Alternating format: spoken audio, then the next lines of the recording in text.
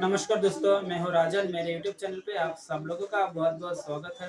तो दोस्तों, आज मैं आप लोगों के सामने बात करूँगा इन्वर्टर और नॉन इन्वर्टर जो नॉन फुश रेफ्रिजरेटर होती है उसके बारे में। उसके 10 कॉमन प्रॉब्लम के बारे में बात करूँगा, 10 पॉसिबिलिटी रीज़न के बारे में बात करूँगा, जिसकी वजह से जो इन्वर्टर और नॉन इन्वर्टर नॉन फुश टाइप रेफ्रिजरेटर होती है, इनमें दिक्कतें होती है और दिक्कत होने की वजह से कूलिंग नहीं होता है। तो ये जो 10 पॉसिबिलिटी होती है, इसके बारे में पूरी डिटेल में आपके साथ बात करूँगा। तो दोस्तों, वीडियो शुरू करने से पहले आप लोगों के पास मेरा एक रिक्वेस्ट है, जिन लोगों ने अब तक मेरे चैनल को सब्सक्राइब नहीं किया है, वो नीचे दिए गए लाल बटन को प्रेस कर दें और घंटे को ऑन कर दें, ताकि इसकी रिलेटेड जब भी कोई वीडियो अपलोड करूँ, उसकी नोटिफिकेशन तुरंत आपके पास पहुँच जाया करे और आप उस वीडियो का आनंद उठा सकें। तो दोस्तों, आइए एक-एक करके बात करते हैं। तो दोस्तों, पहला जो होता है फोस्टेड इवापोरेटर कॉइल। उसके बाद होता है कि faulty evaporator fan, out of order diffuse system, faulty compressor, insufficient refrigerant level, और होता है कि dot insulated condenser, defective condenser fan, defective start relay, defective start capacitor, और होता है फॉल्टी थर्मिस्टर। ये थर्मिस्टर का मतलब होता है कि उसमें कूलिंग ओवरलोड हो सकता है, बायोमीटर हो सकता है, या फिर इन्वर्टर में सेंसर भी हो सकता है, सेंसर होता है। तो ये होता है। तो दोस्तों, एक एक इस तरह बात करते हैं। तो देखिए, ये होता है कि फॉल्टी फ्रोस्टेड रेफ्रिजरेटर कॉइल। तो दोस्तों, ये जो नॉन फ्रोस्ट टाइप की रेफ्रिजरेटर की जो चैम्बर होती है, इवेपोरेटर होती है, उसमें बहुत सारा आइस हो जाता है। आइस होने के कारण वो कूलिंग नहीं होता है। और ये जो बहुत सारा आइस चैम्बर में इवेपोरेटर में आ जाता है, इसका रीजन होता है कि उसके अंदर जो फैन मोटर होती है, फैन मोटर डिजॉर्डर हो चुका है, या फिर उसके जो थर्मिस्टर होती है, थर्मिस्टर वो भी नष्ट हो चुका है। तो इसकी बदौलत ये जो ढेर सारा आइस देखने को मिल सकता है, इसकी वजह से। तो जैसे इसके बारे में ये बात करते हैं कि फॉल्टी इवेपोरेटर फैन, अगर रेफ्रिजरेटर में की फॉल्ट इवेपोरेटर की फैन होता है, अगर फैन किसी भी वजह से नहीं चलता है, वर्क में नहीं होता है, तब भी उसके अंदर बहुत सारा आइस जमेगा, क्योंकि उसके अंदर जो ठंड होता है, ठंड को बाहर निकालने के लिए, सर्कुलेट करने के लिए वो फैन का इस्तेमाल किया जाता है। अगर फैन पूरी तरह उसके एयर को सर्कुलेटिंग कर नहीं पाएगा, तो उस तरह आपकी जो रेफ्रिजरेटर होती है वो बहुत सारा आइस जमेगा और रेफ्रिजरेटर काम नहीं करेगा। तो ये होता है एक रीजन। उसके बाद होता है कि faulty out of order diffuse system. तो देखिए, डिफ्यूज सिस्टम में से कौन कौन सी पार्ट्स होती है, कंपोनेंट होती है। एक तो होता है हीटर, एक होता है फ्यूज, और एक होता है कि बायोमेटल।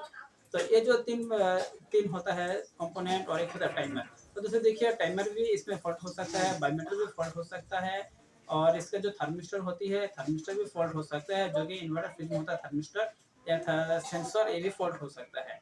तो दोस्तों, अगर इन चार कंपोनेंट में से किसी भी कंपोनेंट एक भी खराब हो जाए, तो ये इसका जो डिफ्रोस्ट सिस्टम होता है ऑटोमेटिकली डिफ्रोस्ट सिस्टम नहीं होगा। तो आपको उसे मैनुअली आइस को मेल्ट करा के, उसके बाद इसको आइडेंटिफाई करने के बाद आप उसे नए पार्ट्स को रिप्लेस कर सकते हैं। तो दोस्तों, उसके बाद आइए देखते हैं क्या होता है कि फॉल्टी कंप्रेसर। किसी भी कारण कंप्रेसर फॉल्ट हो चुका है, तो कंप्रेसर एबनॉर्मल हो चुका है, नष्ट हो चुका है, बर्निंग वेंडिंग हो चुका है। तो इसके वजह से जो कंप्रेसर है, कंप्रेसर वर्क नहीं करेगा, कंप्रेसर स्टार्ट नहीं लेगा। स्टार्ट ना लेने की वजह से जो रेफ्रिजरेटर होती है, रेफ्रिजरेटर बिल्कुल ठंड नहीं होगा, और ठंड ना होने से आपको ये जो रीजन है आपको सामने आ जाएगा।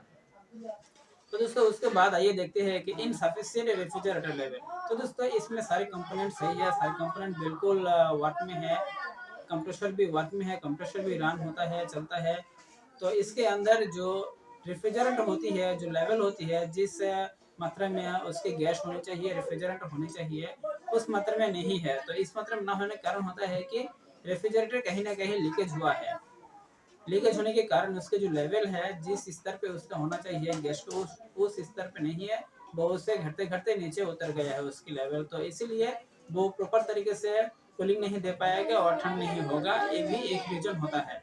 तो दोस्तों, आपको इसे पूरी तरह आइडेंटिफाई करना है कि इसमें कौन सी कंपोनेंट या फिर कौन सी पार्ट से कौन सी दिक्कत आ चुका है, तभी आप उसे पूरी तरह से फाइंड आउट करके काम कर सकते हैं।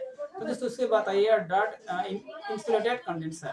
तो दोस्तों, ये जो कंडेंसर होती है, जो जो एक्सटर्नली कंडेंसर फ्रिज के अंदर होता है, तो अगर इसमें बहुत सारा डार्ट होता है कि उसके अंदर बहुत सारा मैल हो जाता है। कुछ साल काफ़ी साल चलने के बाद जो इन्वर्टर फ्रिज होते हैं, इन्वर्टर फ्रिज के जो कंप्रेसर के पास एक सब कंडेंसर होता है, उस सब कंडेंसर में भी पूरी तरह डार्ट हो चुका है या फिर उसके ब्लॉक हो चुका है, तब भी इसका क्या करेगा, तब भी इसका जो एम्पियर है, एम्पियर बढ़ते रहेगा।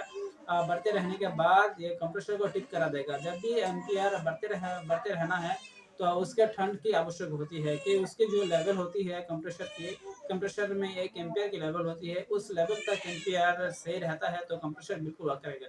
तो ऐसा क्या होता है, जब भी कंडेंसर में बहुत सारा डार्ट होता है, मलबा जमता है, तो जमने के कारण कंप्रेसर को हाई ट्रिप करा देता है और लॉन्ग टाइम कंप्रेसर ड्यूटी कर नहीं पाता है, नहीं चल पाता है। तो इसके दौरान जो रेफ्रिजरेटर होती है, रेफ्रिजरेटर में कूलिंग नहीं होता है, कुछ मिनट चलने के बाद ही कंप्रेसर ऑफ हो जाता है और रेफ्रिजरेटर ठंडा नहीं होता है।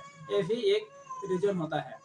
तो दोस्तों उसके बाद आइए देखते हैं कि डिफेक्टिव स्टार्ट रिले। तो दोस्तों इन्वर्टर फ्रिज में रिले नहीं होता है और किसी किसी फ्रिज में भी रिले होता है और किसी में नहीं होता है। तो दोस्तों अगर इन्वर्टर फ्रिज में रिले होता है तो आप रिले की वजह से कंप्रेसर स्टार्ट नहीं लेता है कभी कभी, और तो आपको इसे आइडेंटिफाई करना है। अगर रिले की वजह से ये दिक्कतें होती है तो आपको रिले रिप्लेस करना पड़ेगा। और रिले नहीं है जो 3 फेज होती है, जो इन्वर्टर टाइप की है, तो उसमें आप देख सकते हैं उसका वोल्ट कितना है। अगर वोल्ट निकलता है आउटपुट के लिए तो सही है, अगर वोल्ट नहीं निकलता है तो पीसीबी खराब है। आप पीसीबी को रिपेयर कर सकते हैं या फिर रिप्लेस भी कर सकते हैं, वो आपकी क्षमता के अनुसार। तो दोस्तों उसके बाद आइए देखते हैं कि डिफेक्टिव स्टार्ट कैपेसिटर। तो दोस्तों कंप्रेसर के लिए एक स्टार्ट कैपेसिटर यूज़ किया जाता है और कभी-कभी रनिंग भी कैपेसिटर स्टार्टिंग लिए काम लिया जाता है। तो दोस्तों देखिए किसी-किसी फ्रिज में रनिंग कैपेसिटर और स्टार्ट कैपेसिटर दोनों ही इस्तेमाल किया जाता है और किसी में सिर्फ स्टार्ट के लिए स्टार्ट कैपेसिटर इस्तेमाल किया जाता है। तो दोस्तों देखिए जो स्टार्ट कैपेसिटर होता है, स्टार्ट कैपेसिटर किसी भी कारण वीक हो गया है, वीकनेस की वजह से या फिर वो डिजॉर्डर हो चुका है, इसकी वजह से वो कंप्रेसर को स्टार्ट करा नहीं पाएगा और करा ना पाने के कारण कंप्रेसर को ट्रिप करा देगा। तो ये आपको दिक्कतें देखने को मिलेगी, तो इसकी वजह से आपके रेफ्रिजरेटर बिल्कुल ठंडी नहीं होगी, कूलिंग नहीं देगी। तो दोस्तों इसके बाद आइए फॉल्टी थर्मिस्टर। फॉल्टी थर्मिस्टर जो आखिरी रीजन है, ये होता है फॉल्टी थर्मिस्टर। ये फॉल्टी थर्मिस्टर होता है कि इसमें बायोमेटल हो सकता है, कूलिंग आउटलेट हो सकता है या फिर किसी भी तरह के सेंसर हो सकता है, इसे कहते हैं थर्मिस्टर।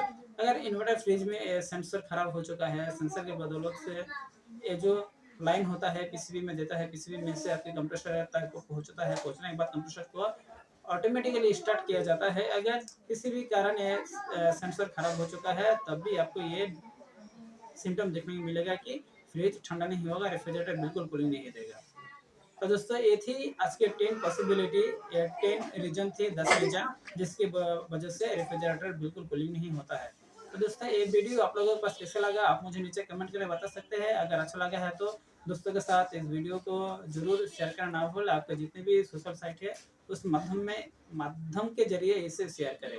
तो दोस्तों आज के लिए इतना ही, मिलते हैं किसी नए और एक वीडियो के साथ।